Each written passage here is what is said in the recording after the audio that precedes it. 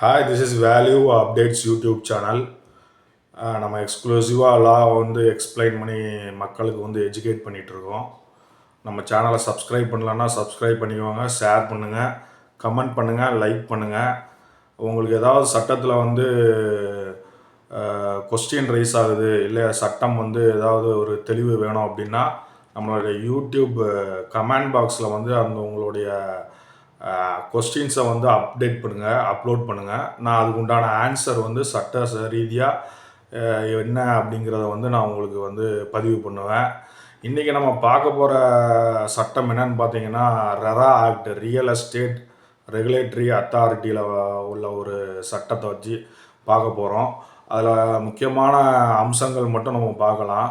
அதாவது the 10 key factors of the RERA act. அதாவது RERA சட்டத்தில் வந்து 10 முக்கிய அம்சங்கள் இருக்குது. அந்த 10 முக்கிய அம்சங்கள் வந்து என்ன அப்படிங்கிறத நம்ம பார்க்கலாம்.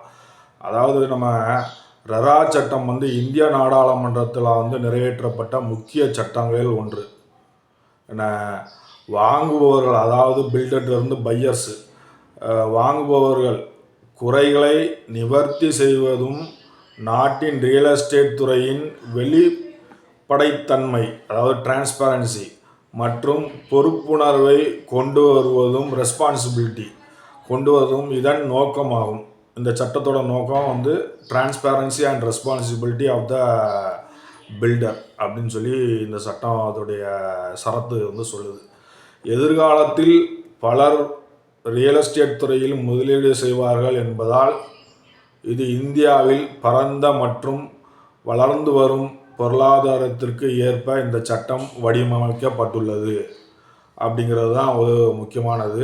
அதாவது இது வந்து பையர், அதாவது நம்ம வாங்குறவங்களுக்காக இந்த சட்டம் வந்து பில்டரை வந்து ஒரு ரெகுலேட் பண்ணணும், எந்த தப்பும் பில்டர் பண்ணிடக்கூடாது அப்படிங்கிறதுக்காக தான் இந்த சட்டம் வந்து நிறைவேற்றப்பட்டு, நாடாளுமன்றத்தால் நிறைவேற்றப்பட்டு, பிறகு அது வந்து சென்ட்ரல் ஆக்ட், நாடாளுமன்றத்தில் வந்து நிறைவேற்றப்பட்டது சென்ட்ரல் ஆக்டு. நம்ம எல்லா மாநிலங்களும் நிறைவேற்ற வேண்டும் இந்த சட்டத்தை அப்படின்னு சொல்லியிருக்காங்க. இந்த சட்டம் தமிழ்நாடில் உள்ள Tamil Nadu real estate regulatory act வந்து தமிழ்நாடுக்கு உண்டான சட்டம். இந்த ஆக்ட் வந்து எப்படி இருக்கணும் அப்படின்னா, சென்ட்ரல் ஆக்டில் உள்ள சரத்துக்கள், அதாவது சட்டங்களை மீறி வந்து அந்த சட்டத்தை வந்து ஓவர் ரைடு பண்ணி போகிற மாதிரி நம்மளுடைய தமிழ்நாடு சட்டம் வந்து இருக்கக்கூடாது. அந்த மாதிரி இருந்தால் வந்து அது செல்லுபடி ஆகாது. இது ஒரு முக்கியமான ஒரு விஷயம். இந்த 10 விளக்கம், அதாவது இந்த சட்டத்தில் ஒரு முக்கியமான சுருக்கமாக நம்ம சொல்கிறோம். ஒரு 10 இது இருக்குது. அந்த 10 இது என்ன அப்படிங்கிறத வந்து நம்ம வந்து பார்க்கலாம்.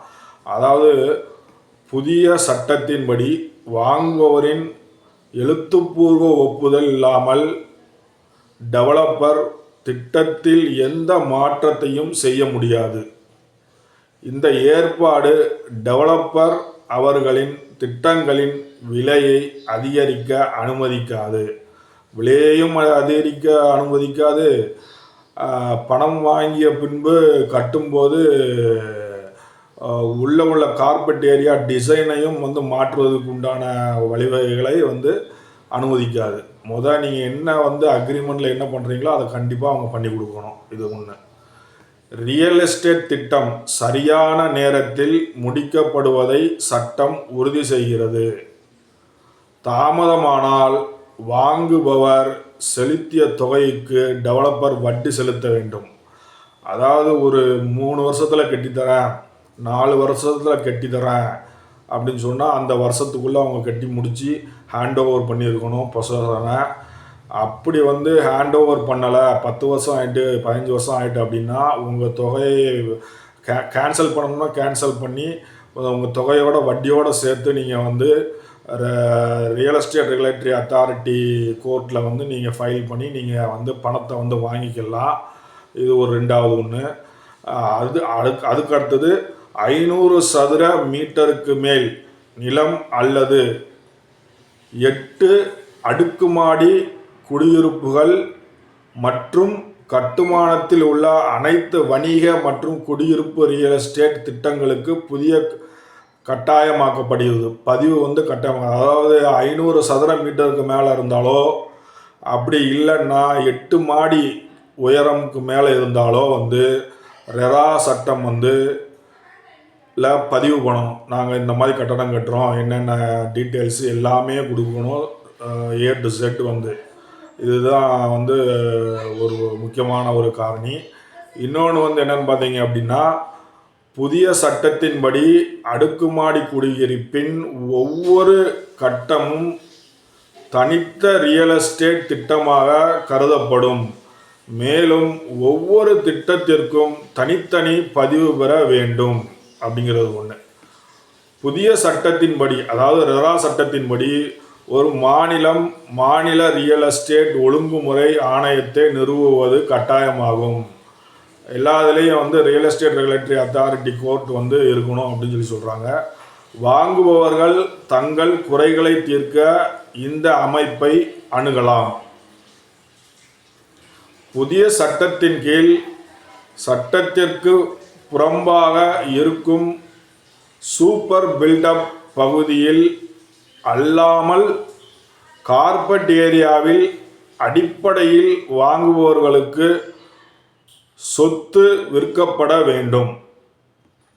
அடுத்தது, ஒரு சொத்தை பதிவு செய்ய தவறினால் திட்ட செலவில் 10% வரை அபராதம் விதிக்கப்படும் மற்றும் மீண்டும் மீறினால் டெவலப்பர் சிறைக்கு அனுப்பப்படலாம். புதிய சட்டத்தின்படி, அதாவது ரெரா சட்டத்தின்படி, திட்டத்தின் கட்டுமான செலவை சந்திக்க டெவலப்பர் வாங்குபவர்களிடமிருந்து, அதாவது பையர்கிட்ட பணம் வாங்குறாங்கல்ல, அதை வந்து சேகரிக்கப்பட்ட பணத்தில் 70% தனி எஸ்க்ரோ கணக்கில் வைக்க வேண்டும். பணம் வசூலித்த திட்டத்தை முடிப்பதற்கு பதிலாக வாங்குபவரின் பணத்தை திசை திருப்பும் டெவலப்பர்களை இது சரிபார்க்கும். அதாவது பணம் வந்து உங்கள்கிட்ட வாங்கியிருக்காங்க அப்படின்னா 10 லட்சம், அந்த 7 லட்சத்தை வந்து அந்த ஃபிக்ஸட் டெபாசிட் இதில் வந்து போட்டு வச்சிடணும். இந்த ஒரு ஒரு கட்டடம் கட்டுறாங்கன்னா அதுக்கு எவ்வளோ பணம் கொடுத்துருக்கீங்களோ 70% வந்து இவங்க வந்து டெபாசிட் பண்ணி அதை வந்து ரியல் எஸ்டேட் ரெகுலேட்டரி அத்தாரிட்டி அவங்க வந்து காமிக்கணும். எதுக்கான அவங்ககிட்ட பணத்தை வாங்கிட்டு வேற ஒரு டெவலப்பர்கிட்ட வந்து இன்வெஸ்ட் பண்ணுவாங்க, வேற ஒரு டெவலப்மெண்ட் பண்ணுவாங்க. அப்போ வந்து பணத்தை சர்க்குலேட் பண்ணும்போது என்ன ஆகும் அப்படின்னா திவாலாயிரும், சரியான கட்டி முடிக்க முடியாது. இது வந்து ரெராவோட கண்காணிப்பில் இருக்கும். அதனால் வந்து உங்களுடைய 70% பணத்தை வந்து அவங்க டெபாசிட் பண்ணணுங்கும்போது உங்கள் பணம் வந்து சேஃபாக வேறு இருக்கும். ஏதாவது பிரச்சனைனா அவங்க பணத்தை வந்து திருப்பி கொடுக்கறதுக்கு உண்டான வசதிகள் கண்டிப்பாக இருக்கும். இன்சால்வன்சி கொடுக்க முடியாத நிலைமைக்கு கொண்டு போகணும் அப்படிங்கிறதுக்காக மிகவும் சிறப்பான இந்த சட்டத்தை வந்து கொண்டு வந்திருக்காங்க நம்மளுடைய கவர்மெண்ட்டு. வாங்குபவர் திட்டத்தில் ஏதேனும் குறைபாடுகளை கண்டால் வாங்குபவர் வாங்கிய ஒரு வருடத்திற்குள் டெவலப்பரை எழுத்துப்பூர்வமாக தொடர்பு கொள்ளலாம். இது ஒன்று. ரெராவின் மேல்முறையீட்டு தீர்ப்பாயத்தின் உத்தரவை மீறும் டெவலப்பர்களுக்கு அபராதத்துடன் அல்லது இல்லாமல் அதிகபட்சமாக 3 ஆண்டுகள் சிறை தண்டனை விதிக்க சட்டம் ஏற்பாடு செய்துள்ளது. இதுதான் வந்து 10 காரணி. இந்த சட்டம் வந்ததுக்கப்புறம் சுப்ரீம் கோர்ட்லேயும் ஹைகோர்ட்லேயும் நிறைய தீர்ப்புகள் வந்து இன்னமும் வந்து டெவலப்பரை வந்து கட்டுப்படுத்துகிற அளவுக்கு தீர்ப்புகள் எதிராக கொடுத்துட்டே இருக்காங்க. நம்ம நிறைய தீர்ப்பு பார்க்கலாம். நிறைய டெவலப்மெண்ட்ஸ் வந்து டிலே ஆகுது, நிறைய டெவலப்மெண்ட் பண்ணால் பணத்தை வாங்கி வச்சுக்கிடுறாங்க. அப்படிங்கும்போது நம்ம மக்கள் வந்து என்ன செய்கிறது அப்படிங்கிறது தெரியாமல் இருக்கிறாங்க. அதாவது உங்கள் டெவலப்மெண்ட் வந்து ஒரு 2 வருஷம் 1 வருஷம் வந்து டிலே ஆனாலே நீங்கள் உங்களுடைய பணத்துக்கு உண்டான வட்டியை நீங்கள் வாங்குவதற்கு முறையிடலாம். ஏன்னா பணம் 10 வருஷம் ஆகிட்டு அப்படின்னா நீங்கள் வந்து சாதாரண விட்டுட்டு அப்படியே பார்த்துட்டே இருந்தீங்க, இல்லை வேறு சொத்து தரேன்னு சொல்லுவான், இந்த மாதிரிலாம் இருக்கும். அப்போ வந்து நீங்கள் அந்த ரியல் எஸ்டேட் ரெகுலேட்டரி அத்தாரிட்டியை வந்து நீங்கள் அணுகி அதில் கம்ப்ளைண்ட் கொடுத்து அதில் வந்து ப்ரொசீஜரலாக வந்து போனீங்க அப்படின்னா உங்கள் பணத்துக்கும் உத்தரவாதம் இருக்கும், அந்த டிலே ஆனதுக்கும் வந்து வட்டி கொடுப்பாங்க. இன்னொரு முக்கியமான விஷயம் என்னென்னா, சுப்ரீம் கோர்ட் என்ன சொல்லியிருக்கு அப்படின்னா, ஒரு கட்டுமானம் முடித்து 5 வருடம் வரைக்கும் அந்த கட்டுமானத்தில் ஏதாவது ஒரு பிரச்சனை வந்தது அப்படி என்றால் அந்த கட்டுமானம் வந்து அந்த டெவலப்பர் வந்து சரி பண்ணி கொடுக்கணும் பொசஷன் கொடுத்த டேட்லேருந்து அப்படின்னு சொல்லி சுப்ரீம் கோர்ட் வந்து ஒரு தீர்ப்பு கொடுத்துருக்கு. இது ரொம்ப முக்கியமான விஷயம். இந்த 10 காரணிகள் வந்து அதனால் வந்து இந்த 10 காரணிகளை வந்து நம்ம இதில் பதிவு பண்ணுறோம். யாராவது சப்ஸ்கிரைப் பண்ணலாம் அப்படின்னா சப்ஸ்கிரைப் பண்ணுங்கள், ஷேர் பண்ணுங்கள், கமெண்ட் பண்ணுங்கள், லைக் பண்ணுங்கள். சப்ஸ்கிரைப் பண்ணவங்க சோசியல் மீடியாவில் ஷேர் பண்ணுங்கள். இது வந்து எல்லாருக்கும் போய் இந்த சட்டம் வந்து சேரணும் அப்படிங்கிறது தான் நம்மளுடைய குறிக்கோள். மிக்க நன்றி, வணக்கம்.